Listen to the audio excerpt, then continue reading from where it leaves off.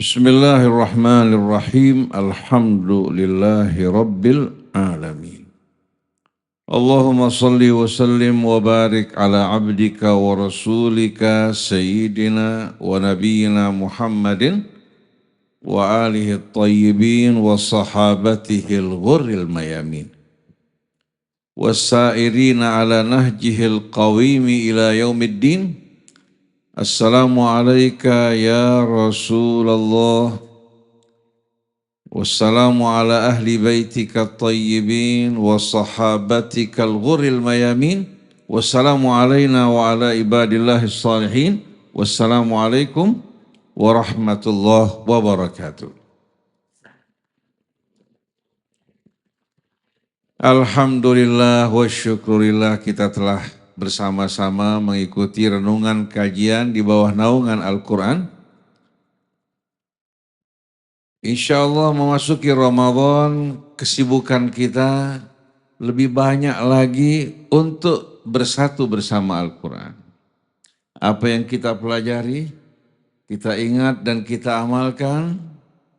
Dan mudah-mudahan Allah satukan kita bersama Al-Quran hingga dapat bersatu bersama Nabi kita Muhammad SAW di dunia dengan mengikuti petunjuknya. Di hari akhir Allah kumpulkan kita dalam syafaat Nabi kita Muhammad SAW. Para jamaah hadirin hadirat yang dimuliakan Allah, Sayyid Abdullah tadi telah bicara panjang lebar mengenai hal yang amat penting dan berhubungan dengan keselamatan kita semuanya. Di mana kita tidak mungkin sama sekali akan mendapatkan ampunan dari Allah kecuali kalau hati kita juga apa? Suka memberikan maaf dan ampunan. Oleh karena itu dalam surat Al-Imran Allah berfirman wasari'u ila maghfiratin mir rabbikum wa jannatin arduhas samawatu wal ard uiddat lil muttaqin. Wasari'u, mengingat hidup kita singkat dan pendek, Allah mengajak kita berlomba-lomba sebelum datangnya ajal yang mengakhiri semua kesempatan bagi kita semua untuk berlomba-lomba, bukan bersaing. Kalau bersaing sikut sana, sikut sini. Tapi kalau berlomba-lomba itu merupakan apa? Merupakan betul-betul perjuangan dan amal yang amat indah. Bukan perjuangan untuk mengejar dunia, tapi untuk meraih ampunan dan kemuliaan di sisi Allah. Kalau kita melihat saudara kita terjatuh, kita buru-buru bangkitkan dia. Malah semakin cepat jalan kita menuju Allah. Kalau orang berbuat salah pada kita, kita berikan maaf, semakin cepat lagi kita menuju Allah. Karena yang kita raih bukan jabatan, bukan kedudukan, bukan materi dan harta, tapi yang kita kejar sebagaimana perintah Allah, ila maghfiratin mir rabbikum, untuk meraih ampunan dari Tuhan kalian. Wa jannatin arduhas samawati wal ard, dan surga yang luasnya bagaikan luas langit bumi. Bumi kita kira-kira berapa luasnya dibandingkan alam raya? Ada nggak sepersepuluhnya? Di tengah-tengah alam raya bumi kita ini bahkan tidak sebesar debu. Bahkan lebih kecil lagi. Alam raya betul-betul tak dapat kita bayangkan. Nah kalau Allah tempatkan Bapak Ibu di surga yang luasnya bagikan luas langit bumi yang tak terbatas, kira-kira apa yang Ibu akan terima di hari akhir nanti? Tidak ada kesedihan, tidak ada kebencian, tidak ada rasa jealous, tidak ada permusuhan, tidak ada kelaparan, tidak ada kemiskinan. Semuanya merupakan kebahagiaan. Kira-kira layak gak kita korbankan dunia kita untuk akhirat kita? Layak gak ibu? Layak gak kita memberikan maaf terhadap saudara kita bagaimanapun besar kejahatannya untuk meraih kemuliaan yang lebih besar? Rugi tidak kalau orang mau hitung-hitungan terhadap kesalahan orang lain, sedangkan kesalahan dia begitu banyak. Sebagaimana kita berhitung, Allah juga menghitung kesalahan kita. Kalau Allah menghitung kesalahan kita, bagaimana nasib kita kira-kira? Kelalaian, kemaksiatan, mempergunakan nikmat Allah untuk hal-hal yang tidak benar. Bagaimana mungkin selamat di hari akhir nanti kalau bergantung pada amal kita dengan kelalaian dan dosa yang begitu banyak. Tapi dengan suka memberikan maaf terhadap kesalahan saudara kita, bahkan kita mohon agar dia diampuni oleh Allah. Allah ampuni semua dosa kesalahan kita.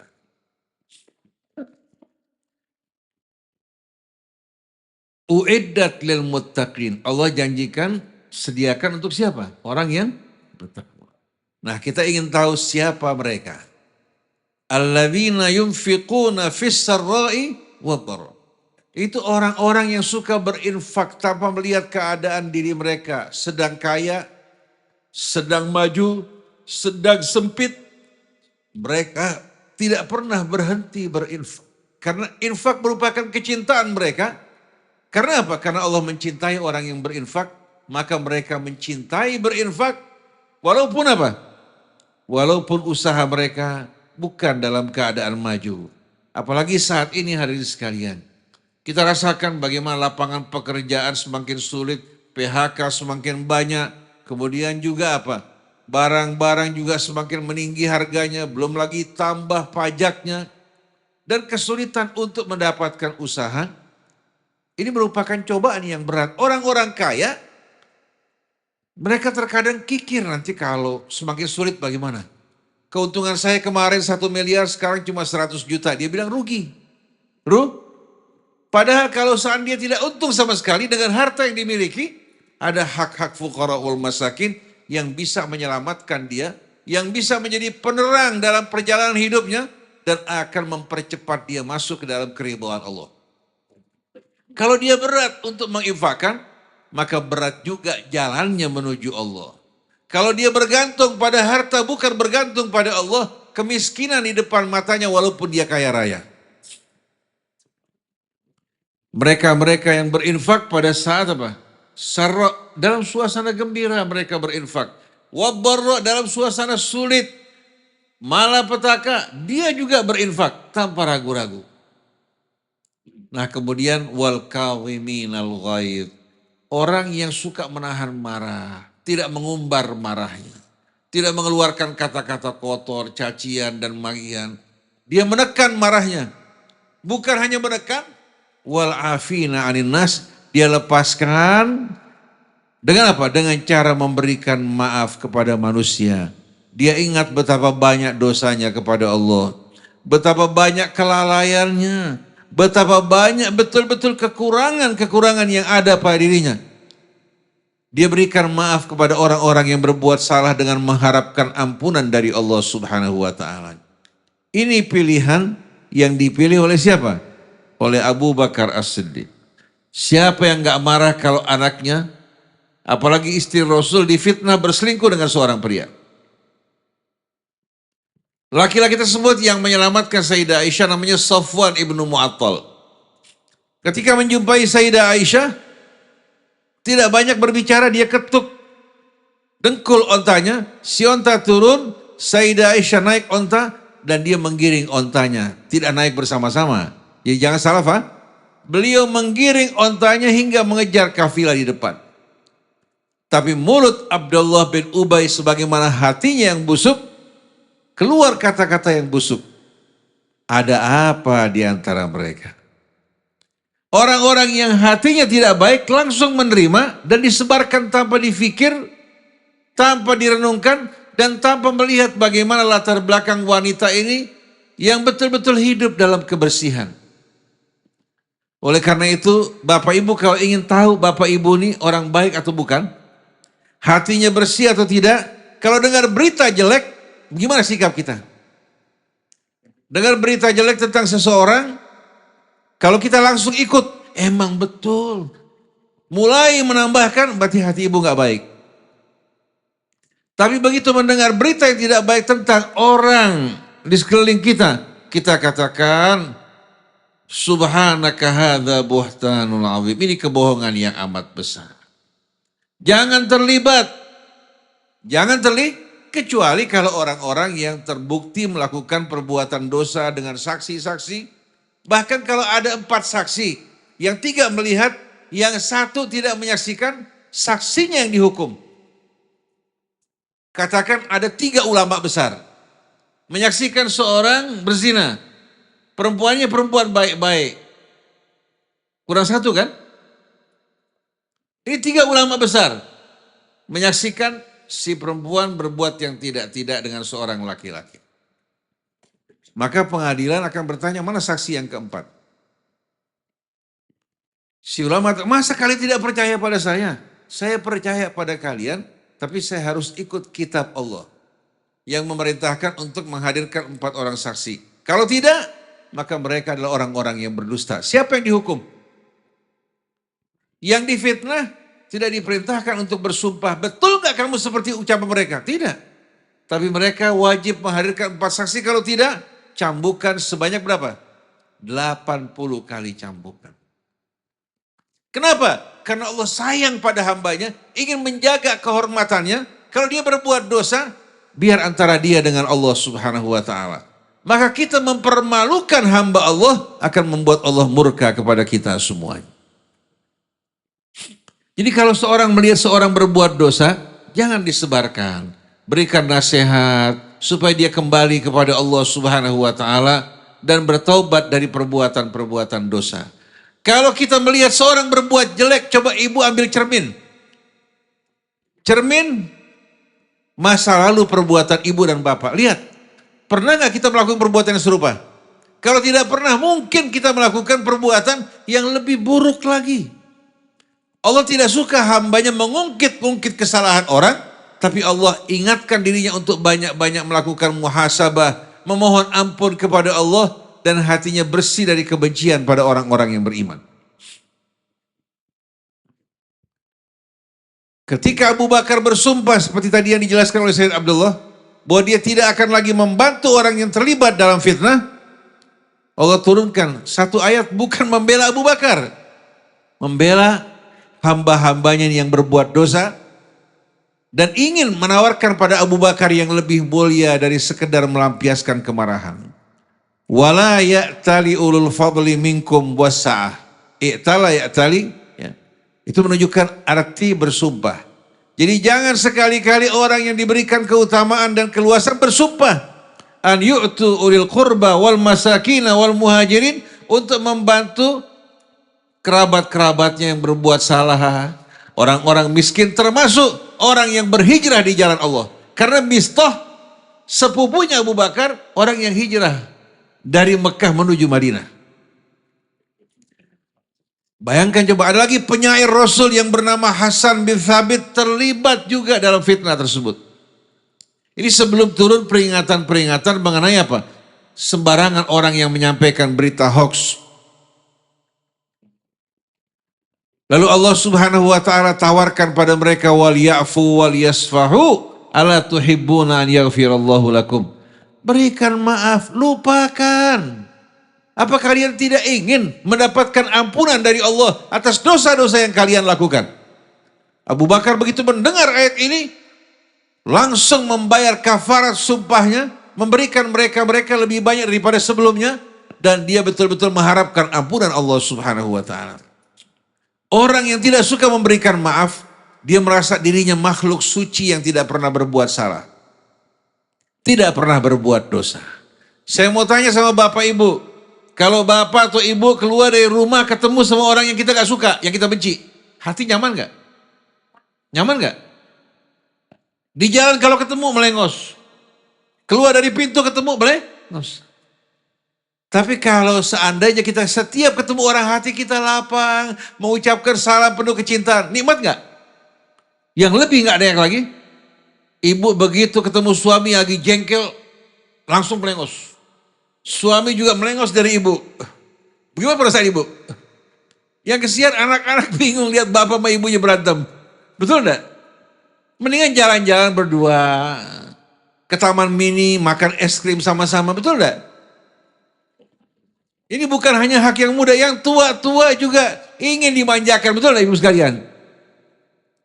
Kalau pulang minta sama suami, ajak saya ke taman mini.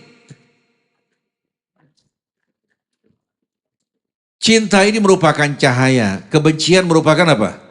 Merupakan kegelapan, membuat hidup tidak nyaman.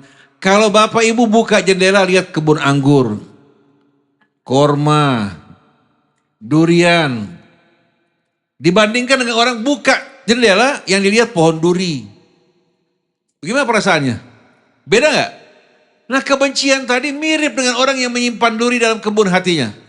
Sedangkan memberikan maaf, menaburkan cinta, kita akan menemukan hidup ini begitu indah walaupun tinggal apa? Dalam sebuah gubuk yang kecil bersama orang yang kita cintai akan terasa indah betul-betul. Tapi walaupun dalam istana yang megah kaya raya, kalau hati penuh kebencian enak gak? Nah ngapain bikin susah diri sendiri? Ngapain kita ikuti hawa nafsu?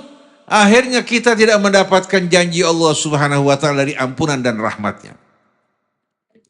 Satu hari Sayyidina Umar Ibn Khattab radhiyallahu anhu, dia sedang membagi-bagikan zakat. Satu orang marah-marah kepada beliau mengatakan kamu tidak adil. Pada saat dia akan marah hari ini sekalian, seorang sahabat membacakan ayat khudhil afwa wa'mur bil urfi wa'arid anil jahilin wa imma yanzaghannaka minasyaitani nazghun fasta'id billah innahu sami'un alim. Khudhil afwa, daripada kamu terbawa marah kamu memarahi dia, menghukum dia, lebih baik kamu ambil yang paling utama, memberikan maaf. Wa'mur bil urfi, ajak orang kepada yang ma'ruf dengan cara yang ma'ruf dan baik-baik. Wa'arid anil jahilin, dan jauhkan diri kamu, berpalinglah dari orang bodoh. Kalau orang pintar meladeni orang bodoh, pintar apa bodoh?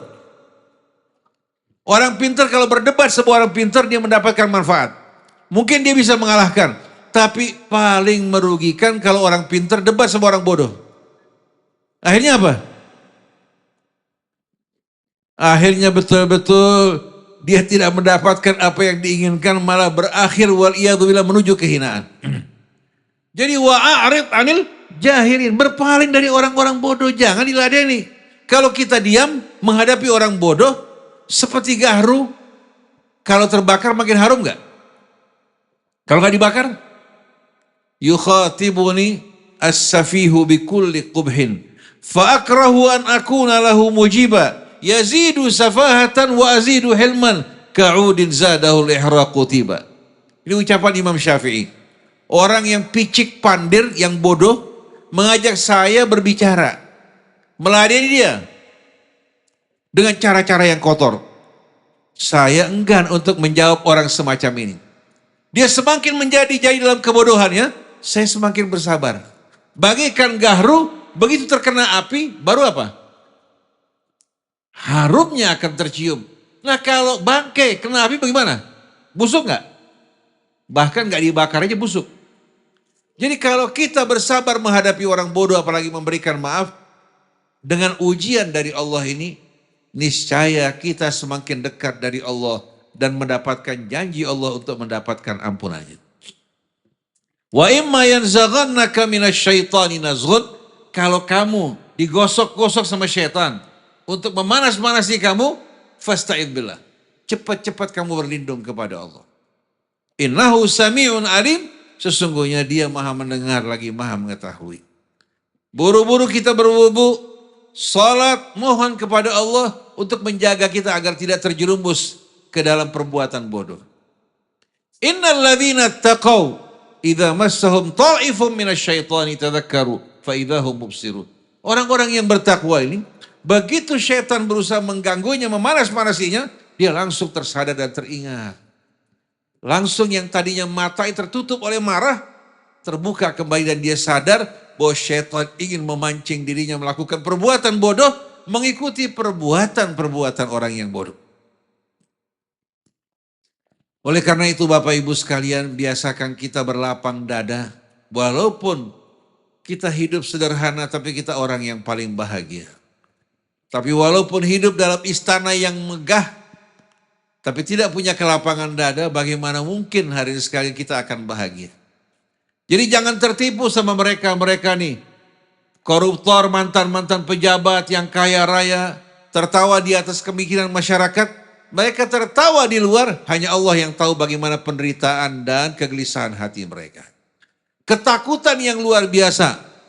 Kalau kita lihat seekor kucing lagi gigit tulang.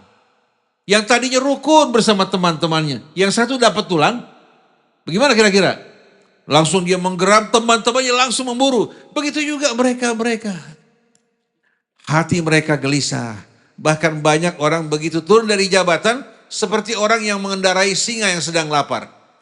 Tiap saat siap untuk dimangsa. Tapi kalau kita berlapang dada, berjalan di atas kebenaran, Allah Subhanahu wa ta'ala akan limpahkan ampunannya untuk kita semua. Para jamaah hadirin hadirat yang dirahmati Allah. Katanya dalam riwayat yang paling banyak menghuni api neraka perempuan. Tapi yang paling banyak hadir pengajian perempuan. Betul gak ibu-ibu sekalian? Banyak orang ingin punya anak laki-laki biar menanggung dirinya. Laki-laki begitu kawin lupa sama orang tuanya, sibuk dengan istrinya. Banyak orang punya anak perempuan dianggap tidak akan peduli padanya, padahal dia yang selalu perhatian pada orang tuanya. Ada seorang bapak ibu sekalian, ini terus story terjadi pada jamaah kita. Si bapak ini kalau anak laki-lakinya datang, wa ni'im, disambut dengan hangat. Kalau ditanya berapa anak kamu, disebutin hanya yang laki-laki, yang perempuan gak disebutkan. Subhanallah. Begitu si bapak lanjut usia, ternyata apa? Anak laki-lakinya jarang menengok bapaknya. Sibuk dengan istrinya sama anaknya. Sibuk mengurus hartanya. Si anak perempuan justru yang suapin dia, yang mandiin dia, yang bersihkan dia. Akhirnya si ibu bilang sama bapaknya, ini anak-anak perempuan kamu yang kamu remehkan, dia yang peduli pada kamu. Si bapak air matanya berlinang-linang, menyesali perbuatan dia. Ini merupakan tradisi jahiliyah. Tradisi? Lihat Rasulullah Shallallahu Alaihi Wasallam, putrinya datang, disambut oleh beliau, dikecup keningnya, dipeluknya, didudukkan di tempat duduknya. Dipanggil ya Umma Abi Hawa, ibu dari ayahnya. Kalau beliau ingin pergi keluar, melakukan safar, rumah putrinya rumah terakhir yang ditinggalkan. Kalau datang dari safar, setelah masuk ke masjid, yang pertama dikunjungi rumah putrinya. Waktu beliau akan meninggal dunia, berbisik di telinga Fatimah alaihissalatu wassalam, bahwa saya akan menyambut panggilan Allah. Langsung air mata putrinya berlinang-linang. Lalu dia berbisik kembali, dan kamu yang pertama kali menyusul saya dari keluargaku. Langsung dia bergembira. Padahal dia punya suami, punya anak, tapi kenapa dia lebih suka kumpul bersama ayahnya? Karena kecintaan ayah pada putrinya, memuliakan mereka. Ini yang harus kita lakukan. Jangan ikut tradisi jahiliyah yang merendahkan perempuan. Akhirnya bagaimana mungkin punya anak yang soleh kalau istrinya, ibunya orang-orang yang rendah? Mungkin enggak? Baru kita akan maju kalau pria wanita seiring seirama berjalan bersama-sama, saling memuliakan satu dengan lainnya, akan melahirkan anak-anak yang mulia. Jadi bapak-bapak ibu-ibu sekalian, mari bersama-sama kita bergandengan tangan untuk berjuang di jalan Allah, dan kebahagiaan istri kita, kebahagiaan kita, kebahagiaan suami, kebahagiaan istri. Kalau bersama-sama kita lakukan hal ini, insya Allah mudah-mudahan Bapak Ibu, bahkan sebelum surga tiba saatnya, sudah terbuka bagi bapak-bapak ibu-ibu sekalian. Kecuali kalau nggak mau ya. Kalau nggak mau ya lain masalahnya. Allah nggak maksakan sama sekali. Jadi kita harapkan mudah-mudahan majelis ta'lim Baituna kita ini, yang merupakan rumah kita di dunia, insya Allah menjadi rumah kita juga di hari akhirat. Sebagai orang-orang yang mencintai Allah, mencintai Rasulnya, mencintai kitab sucinya, dan berjalan di atas petunjuk dan bimbingan Nabi kita Muhammad sallallahu alaihi wasallam. Jadi para jamaah sekalian, mari siapkan diri kita untuk memberikan maaf. Pahit rasanya pertama-tama, tapi ternyata hasilnya luar biasa. Dunia dan akhirat. Tapi orang yang melampiaskan marahnya akan dijauhkan oleh Allah, dijauhkan oleh malaikatnya, dijauhkan juga dari rahmat Allah Subhanahu wa taala. Hidup ini dengan saling memaafkan akan terasa indah. Akan menyatukan kita, menguatkan barisan kita, berhadapan dengan musuh-musuh kita. Jangan musuh syaitan kita jadikan kawan. Sesama saudara kita jadikan sebagai lawan. Mudah-mudahan Allah Subhanahu wa taala melimpahkan rahmatnya atas kita semua. Begitu pula ampunannya. Allah perbaiki anak-anak keturunan kita menjadi orang-orang yang soleh. Allah juga jadikan suami ibu sebagai suami-suami yang soleh. Ibu menjadi wanita-wanita salihah. Allah murahkan rezekinya. Allah lapangkan hidupnya, tenteramkan hatinya. Dan menyambut puasa dengan sebaik-baik sambutan. Semoga Allah Subhanahu wa taala mengampuni seluruh dosa kita. Menyiapkan tempat kita di hari akhir nanti bersama Nabi kita Muhammad sallallahu alaihi wasallam. Bukan bergantung pada amal kita, tapi berharap dari rahmat dan kemurahan Allah. Subhanakallahumma wa bihamdik, asyhadu an la ilaha illa anta, astaghfiruka wa atubu ilaik. Saya ucapkan minal aidin.